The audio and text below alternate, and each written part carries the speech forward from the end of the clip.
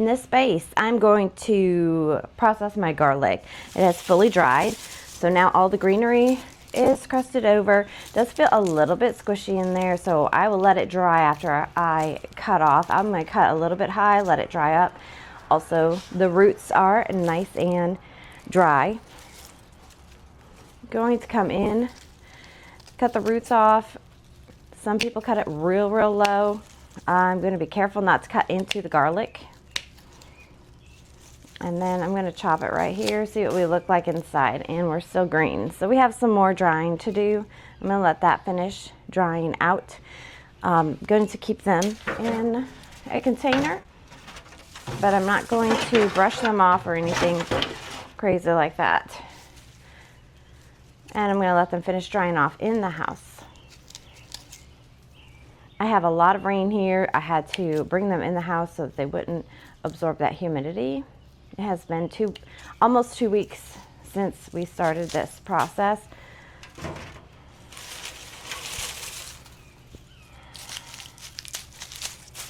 You can use the tops of your garlic for mulch as well. You just kind of reuse everything.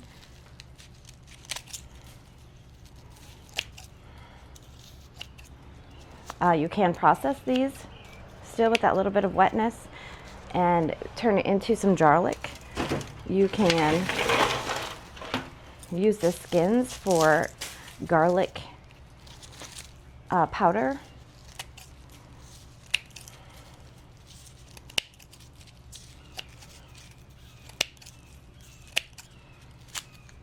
And it was still very wet inside.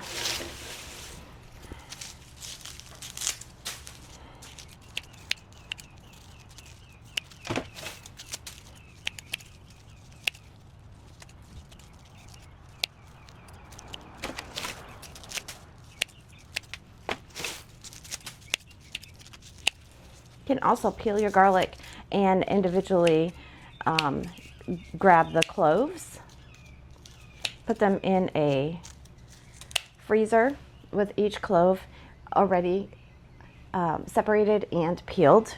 And then you can take out a clove at a time if you want them. It's a very easy way to do it as well if you did not want to hang dry them outside. For your convenience, and if you would like to support this channel, my affiliate link for the drying rack is in the description below.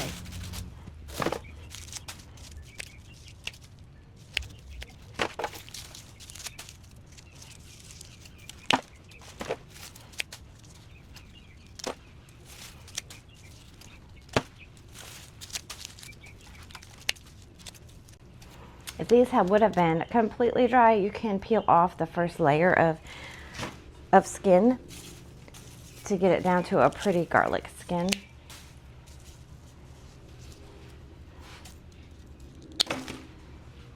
There you have it, a bowl full of garlic. Follow for more.